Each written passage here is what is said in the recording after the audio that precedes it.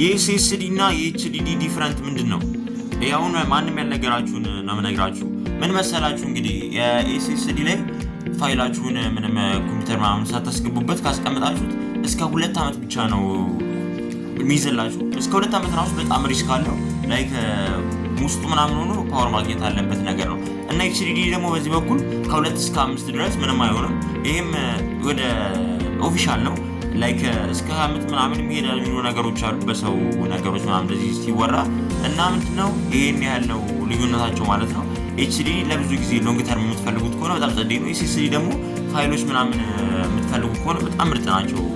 ኤስኤስዲዎች በጣም ፍጥነታቸው ቶት ላይክ የኔ ፒሲ ራሱ በፊት ላይ እስከ 30 ሰከንድ ወይ 1 ደቂቃ ድረስ ቡት የሚያደርገውን እስከ 10 ደቂቃ እስከ 7 ሰከንድ አካባቢ ድረስ ፋስት ቡት አለው ማለት ነው። ይሄንን ነገር በጣም ዲፈረንት አለው። ቼክ ያደርጋችሁ ብዙ ያላችሁንም እንግዲህ ይሄን ከጨምሩበት ማለት ነው። ፒሲ ይመቻችሁ።